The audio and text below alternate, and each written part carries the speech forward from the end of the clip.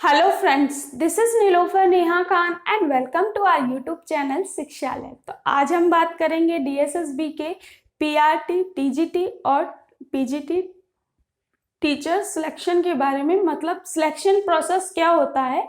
सबसे पहले आपने एग्जाम दे लिया, एग्जाम देने के बाद आपको क्या क्या प्रोसेस फुलफिल करने होते हैं आपके सिलेक्शन के लिए, या फिर कह लीजिए दिल्ली में टीचर बनने के लिए। डीएसएसबी का जब आप एग्जाम देते हो तो उस एग्जाम के देने के बाद आपको क्या क्या क्राइटेरिया फुलफिल करना होता है, ये हम आज की वीडियो में डिस्कस करेंगे और स्टेप बाय स्टेप डिस्कस करेंगे, ताकि प्रोसेस को लेकर आपके मन में एक भी डाउट ना रहे। और इन केस मैं कुछ चीज भूल जाती हूं तो प्लीज आप कमेंट बॉक्स में कमेंट कीजिएगा। एज सून एज पॉसिबल मैं कोशिश करूंगी कि आपकी क्वेरीज को पूरा किया जाए। पहली चीज, अगर आपने अभी तक चैनल को सब्सक्राइब नहीं किया है तो प्लीज चैनल को सब्सक्राइब भी कीजिए और बेल आइकन को प्रेस भी कीजिए और वीडियो को लाइक एंड शेयर जरूर कीजिएगा, क्योंकि बहुत यूजफुल इंफॉर्मेशन आपके लिए ये होने वाली है अगर आप डीएसएसबी की प्रिपरेशन कर रहे हैं तो। सबसे पहले हम बात करते हैं, जब आपने डीएसएसबी का एग्जाम फॉर्म फिल करने के बाद आपने एग्जाम दे दिया, उसके बाद के क्या प्रोसेस होते हैं इन्हें बताते हैं। देखिए, कई बच्चों को पता ही नहीं रहता, वो एग्जाम की तैयारी तो कर लेते हैं लेकिन उन्हें कई चीजों में ये डाउट रहते हैं कि मेरिट में कैसे आएगा, नाम क्या होगा। तो आज आपके सारे क्वेश्चंस के मैं जवाब देने की कोशिश करूंगी। तो चलिए शुरू करते हैं। आपने जब एग्जाम दे लिया, कोई भी, चाहे वो पीआरटी का हो, टीजीटी का हो या पीजीटी का हो, कोई भी एग्जाम दे लिया, तो उस एग्जाम को देने के बाद का क्राइटेरिया क्या होता है। सबसे पहले क्राइटेरिया होता है कि आपको क्वालिफाइंग मार्क्स लेके आने, यानी कि ऐसा नहीं है कि आप कुछ भी नंबर लेके आ जाए और आपका मेरिट लिस्ट में नाम आ जाएगा, ऐसा नहीं। डीएसएसबी ने कुछ क्राइटेरिया बनाया है, उसके हिसाब से हम डिस्कस करेंगे इसके बारे में। तो सबसे पहले हम बात करते हैं जनरल कैटेगरी के लिए क्या प्रोसेस है। देखिए, जब आपका एग्जाम हो गया तो उसके बाद जनरल वालों के लिए आपको पेपर 1 में 40% मार्क्स लाने होते हैं, पेपर 2 में भी 40%, यानी कि आपको पेपर 1 में भी 40 मार्क्स लाने होंगे और पेपर 2 में भी 40। ठीक है, तो यहां पर आप क्वालिफाई करते हो।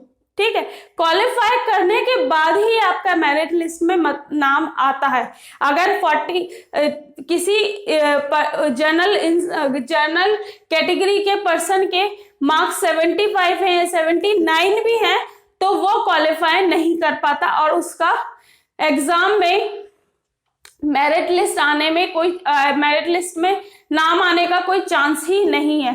तो ये जरूर याद रखिएगा कि पहले तो आपको क्वालिफाइंग कैटेगरी को क्लियर करना है, यानी कि 80 मार्क्स आपको लेके आने हैं एनी हाउ। सेकेंड चीज है ओबीसी। ठीक है, ओबीसी वालों के लिए ये 30% होता है, यानी कि पेपर 1 में भी आपको 35 मार्क्स लाने हैं, पेपर 2 में भी 35, तब आप क्वालिफाई करते हो डीएसएसबी का एग्जाम। अब यहाँ पर ये एक कंडीशन लगा देते हैं कि ओबीसी वाले जितने भी होंगे वो सिर्फ और सिर्फ दिल्ली के ही होंगे। ठीक है, यानी कि कोई भी अदर स्टेट का ओबीसी कैंडिडेट है तो वो यहाँ पर जनरल कैटेगरी में काउंट होगा। ये चीज जरूर याद रखिएगा कि जो बच्चे अदर स्टेट के ओबीसी सर्टिफिकेट या ओबीसी कैटेगरी से बिलोंग करते हैं तो वो दिल्ली के अंदर जनरल कैटेगरी में ही काउंट होंगे, जिसकी वजह से उन्हें 40 मार्क्स ही लाने पड़ेंगे पेपर 1 में, 40 मार्क्स ही लाने पड़ेंगे पेपर 2 में। ठीक है, तो ये जरूर याद रखिएगा कि आपको 80 मार्क्स लाने हैं क्वालिफाई करने के लिए। यही अगर दिल्ली का कोई ओबीसी कैंडिडेट है तो उसे 70 मार्क्स लाने हैं क्वालिफाई करने के लिए। अब बात करते हैं एससी, एसटी और फिजिकल हैंडीकैप। इन लोगों के लिए जो क्राइटेरिया डीएसएसबी के थ्रू किया गया है वो है 30% मार्क्स का, यानी कि इन्हें पेपर 1 में भी 30% मार्क्स लाने, यानी कि 30 मार्क्स लाने हैं, पेपर 2 में भी 30 मार्क्स लाने हैं, तब ये डीएसएसबी की क्वालिफाइंग कैटेगरी में आएंगे, यानी कि 60 मार्क्स इन्हें लाने पड़ेंगे तभी इन्हें एक मान सकते हैं कि मेरिट में इनका नाम आए। अब यहां पर आपको ये चीज कंफर्म हो गई। दूसरी चीज जो मैं आपको बताना चाह रही हूं कि देखिए ओबीसी वाले यहाँ तो जनरल में काउंट होंगे ही होंगे, लेकिन एक और बच्चों को डिफिकल्टी होती है, वो ये होती है कि ओबीसी वाले जो अदर स्टेट के होते हैं बच्चे, उन बच्चों को सीटेट का सर्टिफिकेट मिल जाता है 82 मार्क्स पर ही। लेकिन जैसा कि आप जान ही रहे हो कि यहाँ पर आपको जनरल कैटेगरी में काउंट करना है, तो यहाँ पर आपके सीटेट के मार्क्स भी 90 होने चाहिए। तो ये चीज जरूर याद रखिएगा कि अगर आपके 90 मार्क्स हैं तो आप डीएसएसबी के लिए प्रिपरेशन करें, वरना तो या तो कोशिश करें कि आपके 90 मार्क्स हो जाएं इस बार सीटेट में, या फिर कोशिश इस तरीके से करें कि आपका कुछ हो जाए। ठीक है, ये क्राइटेरिया आपको फुलफिल करना होगा। यहाँ पर आपको 80 मार्क्स लेके आने हैं और यहाँ पर आपको 90 मार्क्स कवर करने हैं सीटेट में। ठीक है, तो 90 मार्क्स जरूर होने चाहिए, वरना वो बच्चा क्वालिफाई अगर एग्जाम क्रैक भी कर लेता है, यानी कि एग्जाम निकाल भी लेता है, तब भी उसे जॉब नहीं मिलेगी। क्यों? क्योंकि उसके यहाँ पर 90 मार्क्स नहीं होंगे। ठीक है, तीसरी चीज जो हम बात कर रहे थे, देखिए जब आपने ये क्वालिफाइंग कैटेगरी को फुलफिल कर दिए, यानी कि जनरल कैटेगरी वाले 80 मार्क्स लेके आ गए, ठीक है, 80 मार्क्स हैं, और ओबीसी वाले 70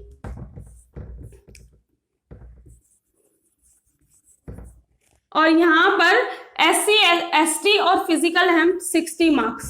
ठीक है,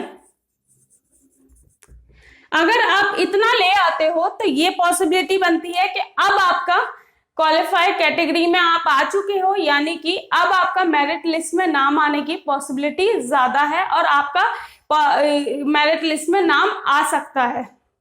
अब बात करते हैं सेकंड प्रोसेस क्या होता है, वो होता है मेरिट लिस्ट का। अब जैसे कट ऑफ जाएगी उस हिसाब से आपकी मेरिट लिस्ट बनती है, ये तो आप सभी जानते ही होंगे। अब मेरिट लिस्ट में आपका नाम आ गया है, तो फिर उसके बाद क्या प्रोसेस होता है, यहाँ पर डॉक्यूमेंट्स अपलोड का। डॉक्यूमेंट्स अपलोड करने के बाद एक फाइनल मेरिट लिस्ट निकलती है, यानी कि जैसे कि मैंने आपको यहाँ पर ये बताया कि कोई ओबीसी कैटेगरी का बच्चा है जिसने एग्जाम तो क्वालिफाई कर लिया है और मेरिट में भी उसका नाम आ गया है, लेकिन उसके जब डॉक्यूमेंट वेरिफिकेशन हुआ तो उसके यहाँ पर 82 मार्क्स थे, तो वो बच्चा यहीं पर से रिजेक्ट कर दिया जाएगा। ठीक है, तो इसलिए मैं बार बार ही आपसे कह रही हूं कि ये चीजें जरूर याद रखिएगा कि आपका 90 मार्क्स जरूर होने चाहिए ओबीसी वालों के लिए। तो यहाँ पर डॉक्यूमेंट्स में कोई भी चीज अगर खराब होती है या फिर कोई भी गवर्नमेंट से अप्रूव नहीं डिग्री होती है, तो यहाँ पर वो बच्चे रिजेक्ट कर दिए जाते हैं। अब इसके बाद आपकी निकलती है final merit list. Final merit list मतलब कि जो बच्चों के डॉक्यूमेंटेशन में कुछ गड़बड़ी थी उन्हें यहां से हटा दिया गया है। जिन बच्चों के डॉक्यूमेंट्स बिल्कुल ठीक ठाक हैं, हर चीज परफेक्ट है, तो यहाँ पर अब दोबारा एक मेरिट लिस्ट बनेगी जो कि होगी फाइनल मेरिट लिस्ट। अब आपका आता है physical document verification. Physical document verification यानी कि अब आपको दिल्ली के अंदर ही अपने डॉक्यूमेंट्स फिजिकली यानी कि जाकर ऑफिस में दिखाने होंगे और चेक कराने होंगे और वेरिफिकेशन कराना होगा। ठीक है, तो यहाँ पर आपका फिजिकली जो डॉक्यूमेंट्स होंगे वो वेरीफाई होते हैं। फिर उसके बाद जो आपका होता है, देखिए यहाँ पर एक और चीज याद रखिएगा कि डीएसएसबी में इंटरव्यू नहीं होता। प्रोसेस जो होता है, जितना भी चीजें आपका सिलेक्शन का प्रोसेस होता है वो आपकी मेरिट के हिसाब से होता है और इन सब क्राइटेरिया को फुलफिल करने के बाद होता है। अब बात करते हैं इसके बाद जब फिजिकल डॉक्यूमेंट वेरिफिकेशन हो जाता है तब आपका मेडिकल होता है। ठीक है, मेडिकल होने के बाद ज्यादा कोई हाई लेवल का मेडिकल नहीं होता, नॉर्मल सा मेडिकल होता है। ठीक है। फिर आपको मिलता है ज्वाइनिंग लेटर, ठीक है। ज्वाइनिंग लेटर मिलने के यानी कि आपकी ज्वाइनिंग हो चुकी है, उसी बीच 1-1.5 महीने के बीच में आपको पुलिस वेरिफिकेशन कराना होता है, जो कि 1 महीने से 6 महीने के बीच में आपको टाइम मिलता है कराने का, ठीक है। तो आप किसी भी लोकल पुलिस स्टेशन में जाकर अपना पुलिस वेरिफिकेशन करा सकते हैं। तो यहाँ पर ये चीज तो सब देखिए, यहाँ पर वो सारा कुछ मैंने आपको प्रोसेस बता दिया है। इन केस में कुछ चीज भूल रही हो या कुछ चीज मैं आपको बताना छूट गया हो तो आप कमेंट बॉक्स में कमेंट कीजिएगा एज सून एज पॉसिबल। मैं कोशिश करूंगी कि आपके सारी क्वेरीज को डाउट्स को फुलफिल किया जाए, मतलब खत्म किया जाए। और डीएसएसबी से रिलेटेड आपको कोई भी डाउट होता है तो प्लीज कमेंट बॉक्स में कमेंट कीजिएगा और वीडियो को लाइक एंड शेयर जरूर करें, क्योंकि अगर आप लाइक एंड शेयर करते हैं तो थोड़ा सा मोटिवेशन मिलता है और कुछ नहीं। तो प्लीज लाइक एंड शेयर करें और चैनल को सब्सक्राइब भी करें ऐसे ही यूजफुल इंफॉर्मेशन पाने के लिए। Thank you for watching my video.